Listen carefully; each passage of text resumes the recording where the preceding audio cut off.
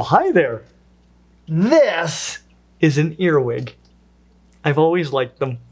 But I found that generally, people do not like them at all.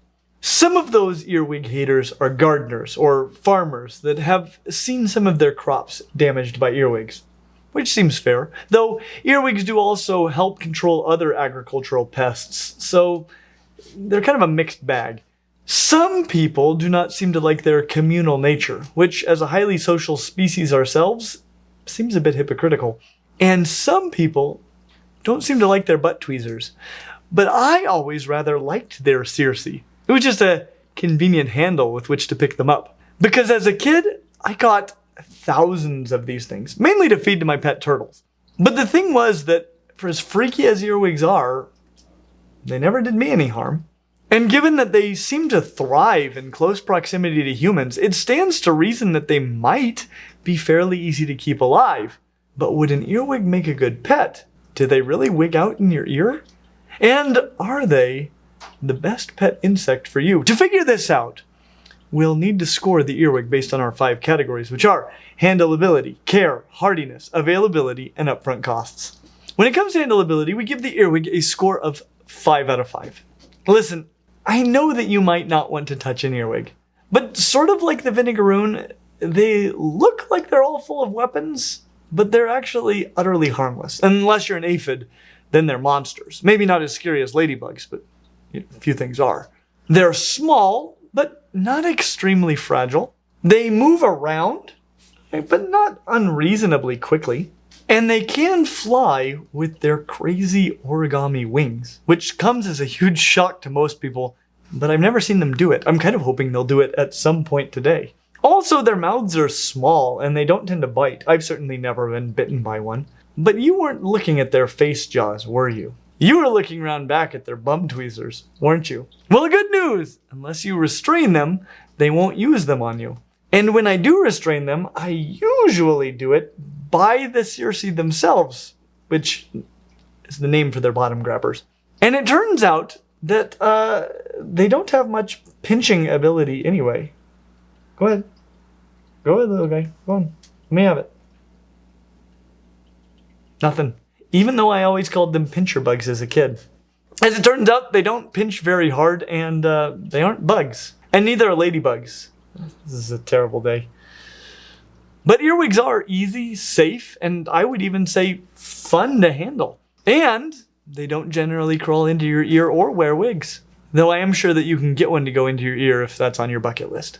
I'd like to take a moment just to hold this bodacious earwig and say thank you to our patrons at Patreon who make so much possible for us, like providing the equipment that was needed to get these really up-close, bodacious shots of these adorable little earwigs so you can see their little bum clamps. Just what special little faces they have, and their great little personalities. I just love them. But we would have had a very difficult time bringing that to you without the support of those that do support us on Patreon, our rad fans and stinkin' rad fans. And as a way of saying thank you, we have a host of really rad features. If you're interested in just seeing what all of those are and maybe having them in your life as well, please consider checking us out on Patreon.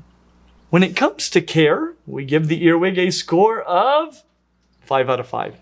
All right, here's what you're going to need. An enclosure of almost any size, as long as it has a tight-fitting lid and some ventilation through which the earwigs cannot escape. Some moist, but not wet substrate, and perhaps some drier places on which to climb. They do well on a diet of fish food flakes, though they will gladly eat small amounts of really almost anything that you would eat. So if your $2 can of fish food runs out after, like a year, well, you can give them tiny amounts of your lunch until you get some more fish food. When it comes to hardiness, we give the earwig a score of 4 out of 5. Really, these guys are pretty easy to keep alive as long as you don't cook or freeze them.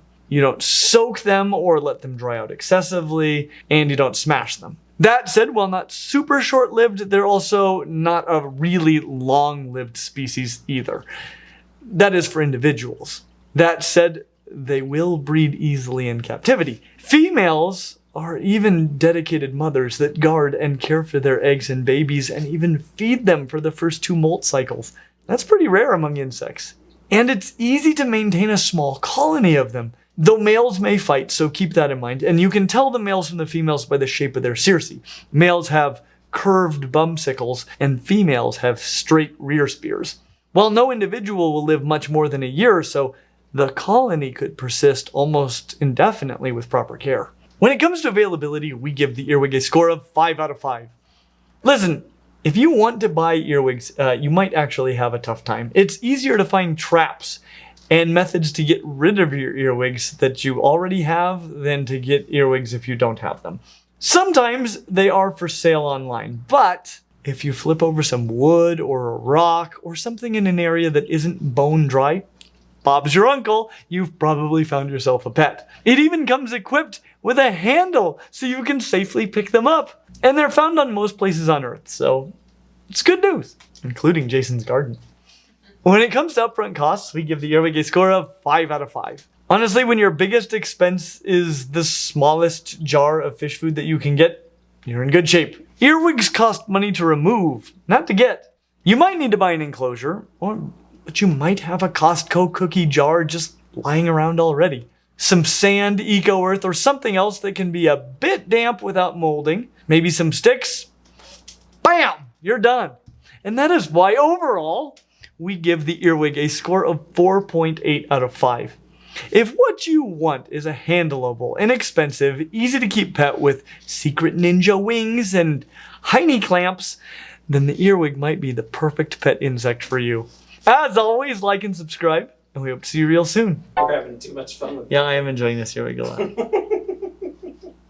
Does the pinch hurt? And the answer is no. But how did you find that out? Because I've caught thousands of these in my life. Thousands? Yeah, I used to feed them to my turtles. Can you catch thousands more from my garden? If I spend enough time in your garden. Listen, I will pay you in raspberry jam. Raspberries.